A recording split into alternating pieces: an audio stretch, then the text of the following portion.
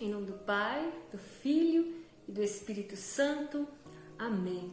A vossa proteção recorremos, Santa Mãe de Deus. Não desprezeis as nossas súplicas, nem as nossas necessidades, mas livrai-nos sempre de todos os perigos. Ó Virgem gloriosa e bendita. Amém. Oi, povo de Deus! Estamos aí de novo com a nossa série, A Jovem Esposa. Que longo percurso, não é mesmo? Nós não sabemos o fim, nós não sabemos quando vai terminar esse nosso percurso, mas é com muita alegria que nós vamos partilhando aqui sobre a vida, sobre a nossa vocação, que é tão bela, tão linda, escolhida por Deus para nos fazer santos.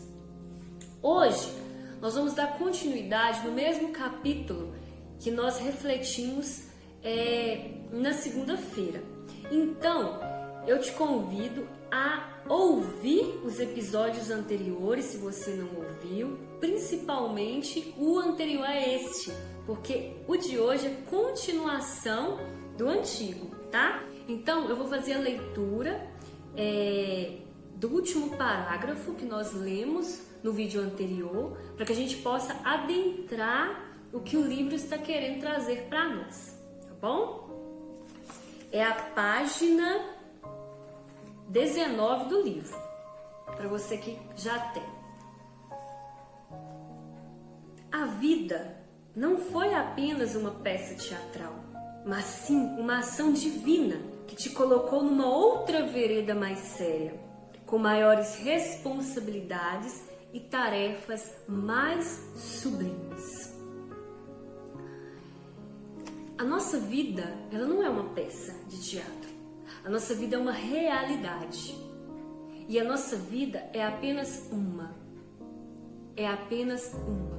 E já nesse início de reflexão, eu já te questiono.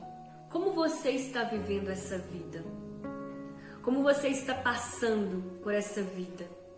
Deus nos dá uma oportunidade para fazermos valer a pena, para fazer dar certo, porque Deus nos criou para dar certo. Deus te criou para ser feliz.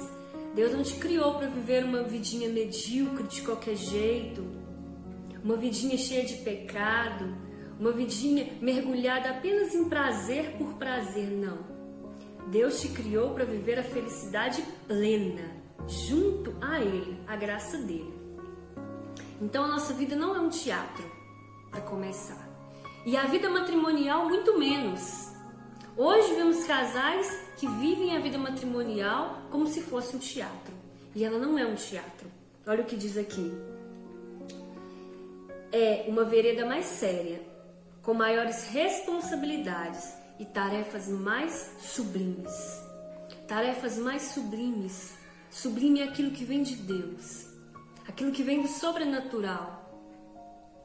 Tarefas com mais responsabilidades e mais sublimes. É o que nós encontramos dentro da nossa vocação matrimonial. Deus nos dá grandes responsabilidades. Deus nos dá grandes tarefas a serem feitas dentro do nosso matrimônio. Não vivamos como isso fosse um teatro, mas é realidade. E precisamos viver essa realidade dentro da verdade, que é Cristo.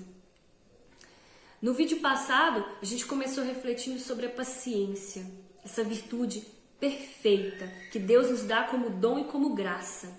E a ausência dessa paciência nos impede de viver a grandiosidade do matrimônio. Começando por nós esposas, nós precisamos pedir a Deus essa virtude para que sejamos boas esposas, para que os nossos maridos possam também viver santamente o matrimônio. É preciso pedir de Deus essa paciência. A ausência dela destrói a nossa família. E essa é uma das responsabilidades que nós carregamos enquanto mulheres, enquanto rainhas do lar, enquanto mães, enquanto esposas.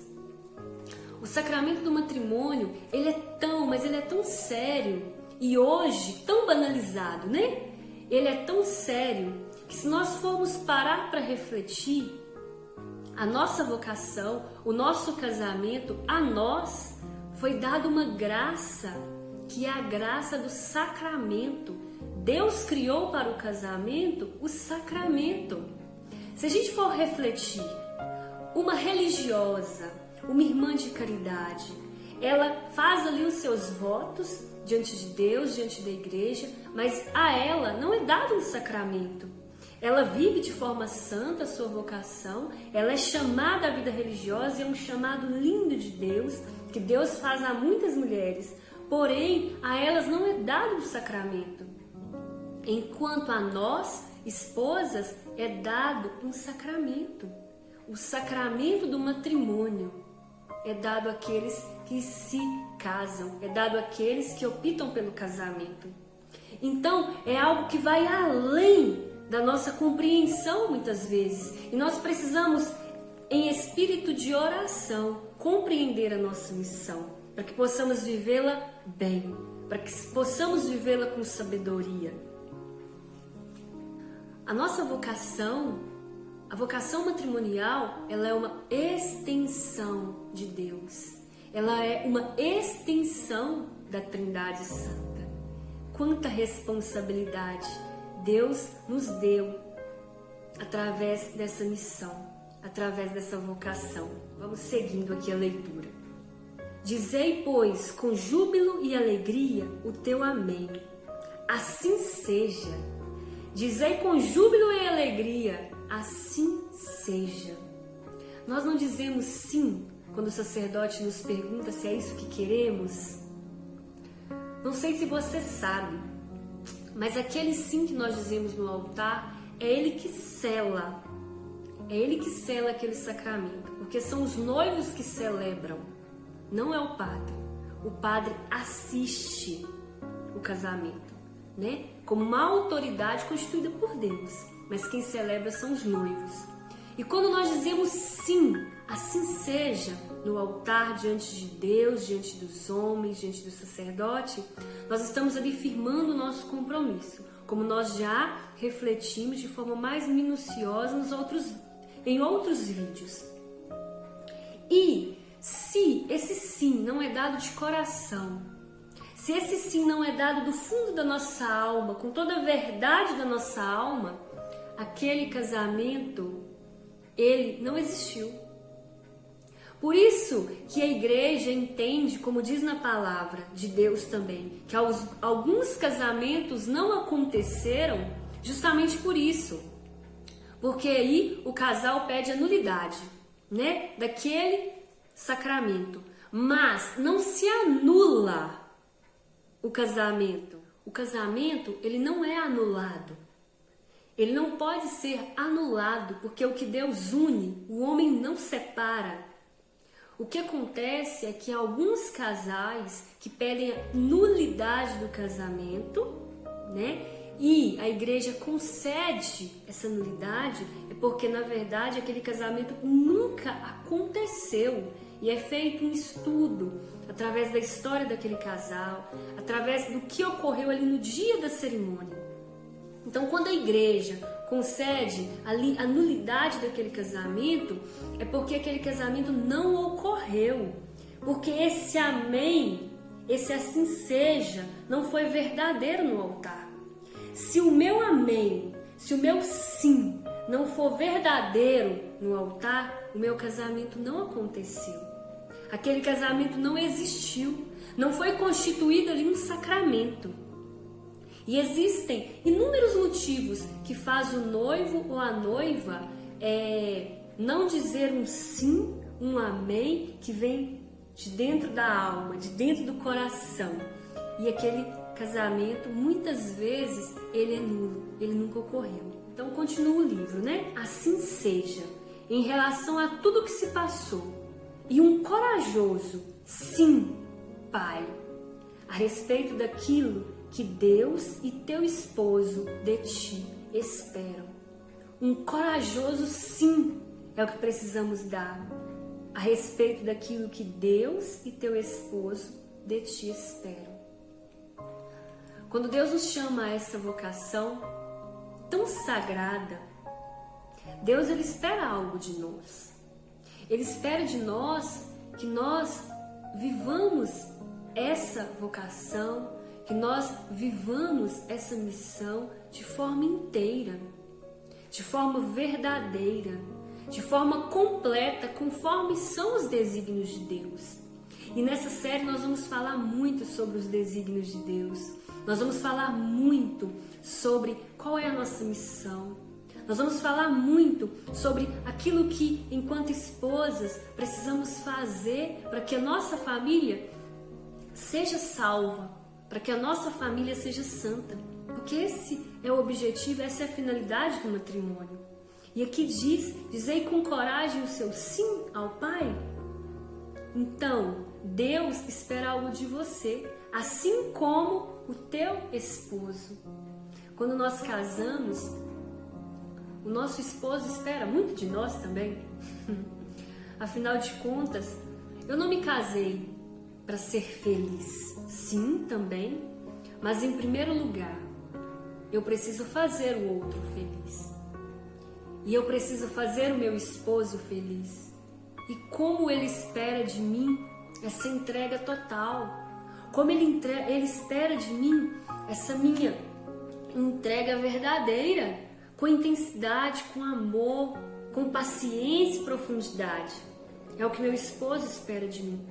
E se eu for uma boa esposa, que busca de Deus as virtudes necessárias para viver esse matrimônio de forma santa, como eu farei santa a minha família?